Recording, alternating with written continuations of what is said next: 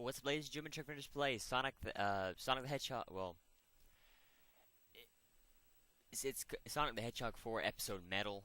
It's not part of the episodic continuation for Sonic the Hedgehog 4. It's its own thing. But the way that you get it's a piece of DLC for the Sonic the Hedgehog 4. The game by itself without the episodes, just Sonic the Hedgehog 4. And the way you get it is through a lock-on system, which is similar to the Sega Genesis cartridges, how they would lock on. Some of the cartridges could lock on to each other, and you could gain different things. That's how you was able to play Sonic 3 and Knuckles back in the day. But right now you can see, thanks for purchasing Sonic the Hedgehog 4 Episode 1. As a special bonus, a hidden episode starring Metal Sonic has been unlocked. Now, the code for that is already in Sonic Episode 2, but if you have both Episode 1 and Episode 2 tied to an account, whether it be on Xbox Live or PS3, if you have a PS3 network, well, you don't have to have an account, actually. As long as you have a username.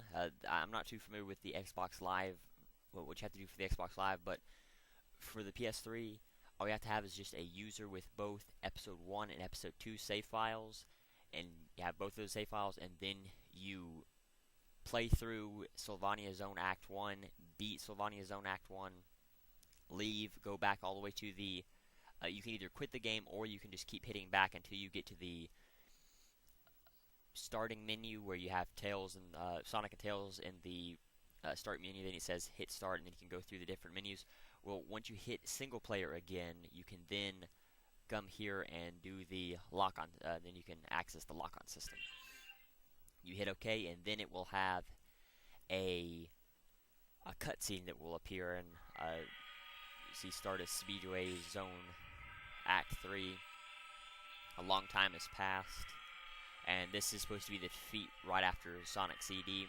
And a long time has passed since then. Little Planet has disappeared and come back, and you can see Robotnik is, well, I'll just be quiet through this section.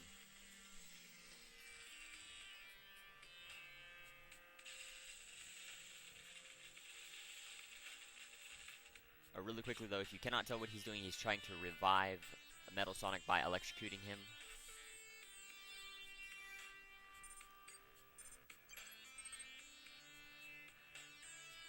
And he is telling him the coordinates to how to get back to Earth.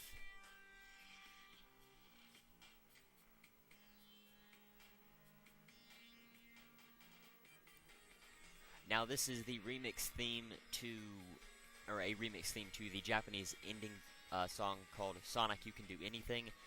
That was the, this is the song that played at the end of the Japanese version of Sonic CD. Now you can see the episode Metal Stage world map has been unlocked. Just how did Metal Sonic make his comeback after Sonic the Hedgehog CD? Find out in this look behind the scenes of Sonic the Hedgehog 4 Episode 1. Use the left 1 button or the R1 button to toggle world map. So you can toggle between the episode Metal world maps or the episode 2 world maps. Now you can see here really quickly that it looks exactly like episode 1, except now instead of starting up here at the top right of the continent in Sylvania, or not Splash Hill Zone, we are now starting here in Mad Gear Zone. So you can see here Metal Sonic returns. Yes, we do want to play this act.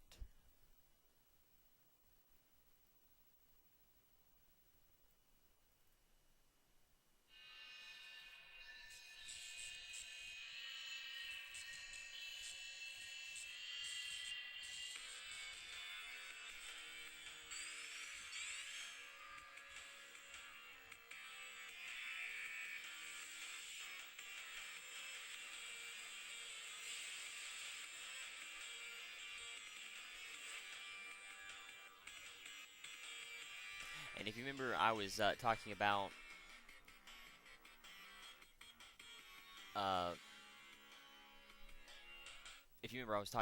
how Robotnik knew of Little Planet being able to come back in. Oh, crap! As far back as Episode 1. Well, that's why the entire Mad Gear Zone was built, was just to revive and to power up Metal Sonic. There was no other reason, no way to fight Sonic, nothing. It's just to get rid of, just to help revive Metal Sonic. And it kind of seems weird to build an entire zone after one of your worst failures, but hey. So if you haven't been able to notice, there are going to be a lot of differences between this. Outside of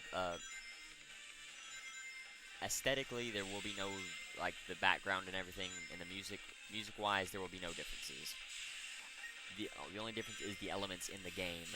There, a lot of the traps, holes, and things like that are changed, as well as enemy placements. So if you were able to finally learn the enemy placements for all of the for Act 1 here in Mad Gear Zone, well, you can throw all that out the window because this is totally different. There will be a lot more enemies, a lot more traps, a lot more spikes and stuff, a lot more holes that lead you into nearly continuing spikes, like here, a few spikes there. And there will be a lot more holes once we go through. I believe it's Lost Labyrinth Zone has the most holes, as well as Road of Cards. And you can see here that it has a lot more traps and everything, like here. That's something that we're gonna have to deal with. But I think I know the. Oh crap! Oh yeah. I want to be very careful while doing that. I thought it was just gonna lead me to some other platforms. You can see there's a lot more slicers. Like I said, enemy placements, and there will be enemies in different areas, as well as more enemies. Control-wise, he handles the exact same as Sonic did in Episode 1, except the physics are changed to match that of Sonic of Episode 2. So physics-wise, he is, I guess, as fast and as agile as Sonic is in Episode 2, but but the way that he moves and everything is the exact same as Episode 1. And the move and all the sound effects you can hear was taken from when he was playable in Sonic Adventure 1. If you got all of the, I believe it was if you got all of the mission cards, or if you got all of, I don't remember right off the top of my head. This is probably wrong, and if it is wrong, I will correct it in the wrap-up video. But I believe how you got Metal Sonic was by getting all of the I believe it was all of the emblems for Sonic, if I'm not mistaken. But I probably am. I don't quite remember.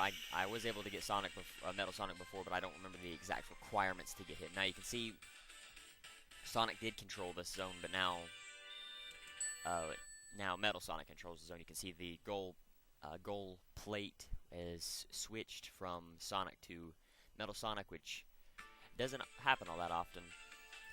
Now, what you do in this game is you play the Act 1 for each zone. So in reality, there's only 4 zones, but because of the difficulty of these zones, such as this, you saw the spikes there coming out of, I guess, the spears coming out of the walls, the diggers that have popped up out of the ground, makes it a lot more different. While it is only one act between all of these zones, and you're starting with the hardest to the easiest zones from order, order-wise, but it is worth playing. I definitely like it. Like the extra challenge that it presents with all of the spikes and the enemies, and just not knowing where exactly everything is, and just the ease of Sonic the Hedgehog of Episode 1 is definitely not in this game. And Metal Sonic is, I guess, pretty fun. A lot of people may like that they were able to play as Metal Sonic. That doesn't really do anything for me. It's just another game. If it was just Sonic, it would be just as fun as if it was with Metal Sonic, because control-wise, there is no added benefit to playing as Metal Sonic. He may go just a bit faster, but I'm not 100% sure whether that is true or not. I haven't read anything to suggest that he is faster than Sonic is in Episode 1, so he very well may not be faster.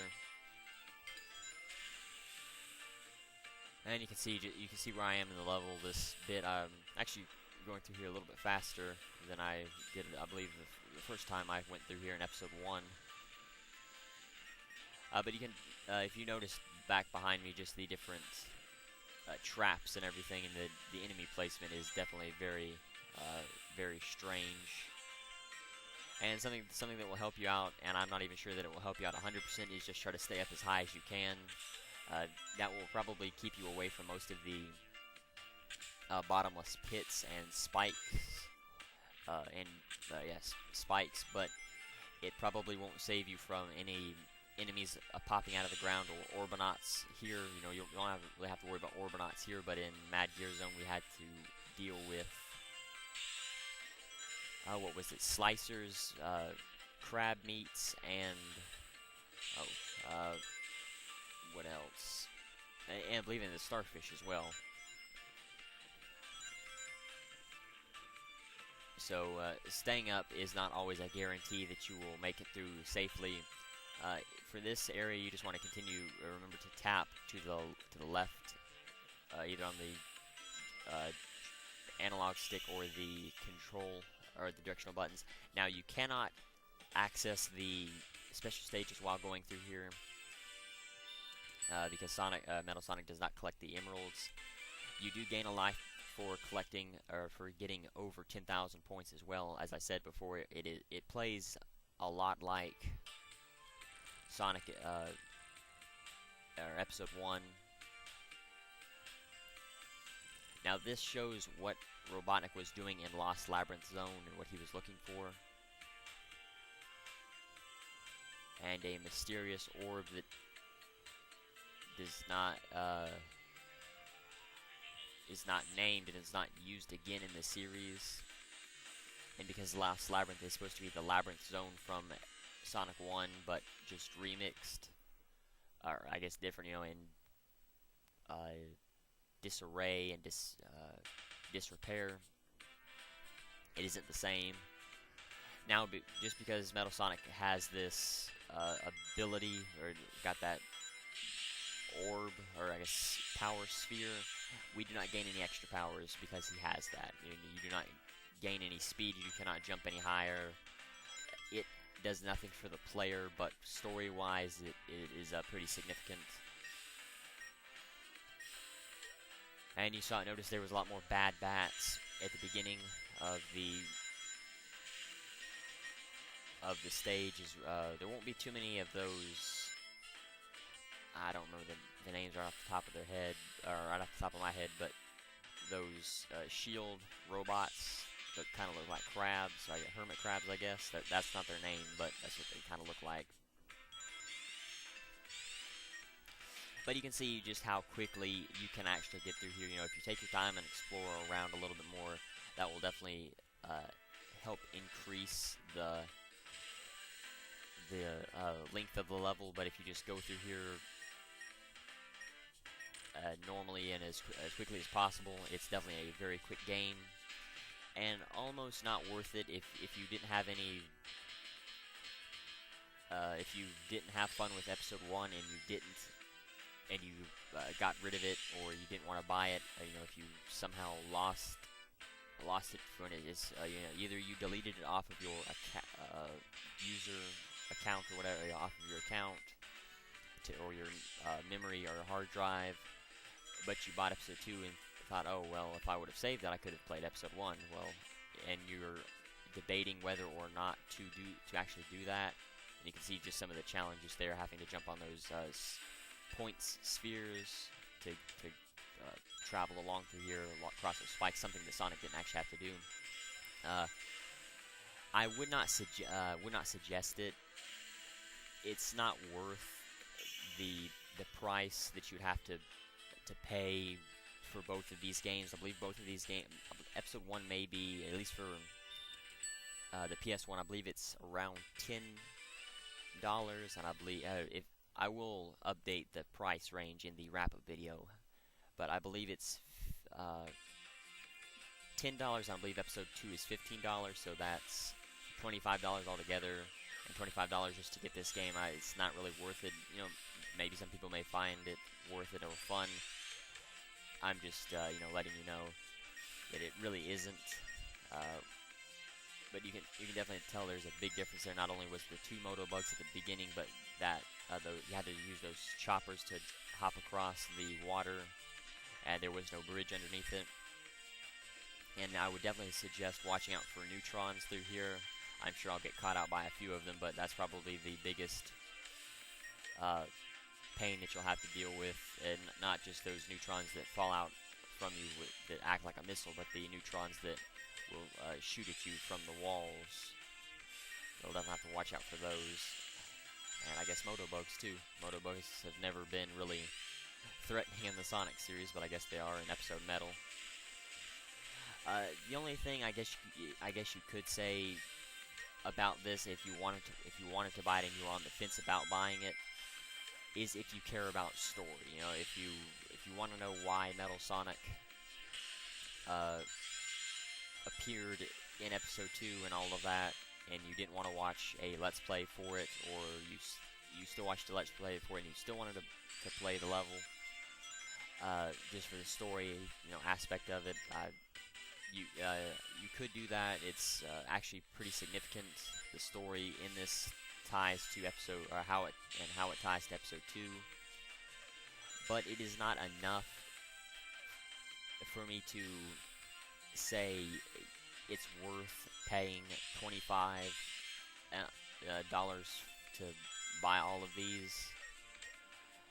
You know, again, some people may find the need for it, but I don't. You know, you can see getting through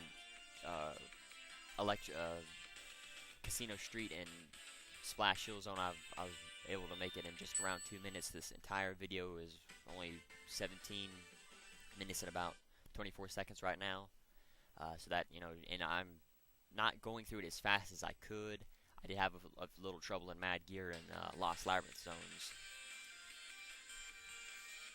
Now you can see the end of this is the end of episode 1, even though it was set a few months after the events of episode 2. It was set a few months after episode 1, and you can see he gets the rocket, and I highly doubt it takes a couple months to fly across the ocean and the tornado, but you know, no, I don't know. They haven't really said how the ending of this actually ties into the ending of episode of episode 2, like why you can see Tails and Sonic flying off in the tornado, even though the events of episode 2 are set after episode 1, unless it takes a few months for Metal Sonic to traverse Mad Gear, Lost Labyrinth, Casino Street, and the Splash Hill Zone. But anyway, so that's it. There is no credits or nothing like that, and I've already talked about. Well, it's an okay piece of DLC. It's not the best, and again, as I was just talking about, it's not really worth all that much to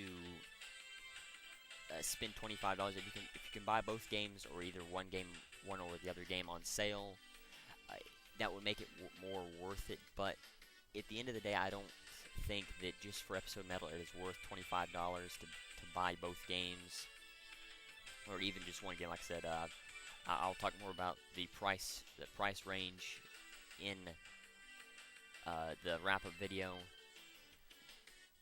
But personally, I like it. It's nice, the challenge, you know, challenge-wise. I tried to stay up higher myself just for the video. But the first time I played it, it took me, I would say, about 30 minutes, because I tried to stay a little bit lower just to try to get more of a challenge for myself to play it, and it took me about 35 minutes to play, and there was a few deaths thrown in there because I didn't stay up as high as I did in this game. or through this playthrough of the game. Uh, but if you have both of the save datas on here, I definitely suggest playing it. You know, if you haven't played it before, definitely suggest playing it. And if you can find both or one of these games on sale, I definitely suggest buying those just to play those games and to play Episode Metal. But if you already have played Episode 1 or 2 and you have gotten rid of either one or the other, but you still want to play Episode Metal and you didn't at that time, unless you can find it on a really super cheap sale, I don't suggest buying it just for that. But you know, it's all up to you. But, you know, whatever you want to do. But anyway, so thank you for watching. The challenge of the video is how many enemies did I kill in the entire Episode Metal story. I thank you for watching. Until next time.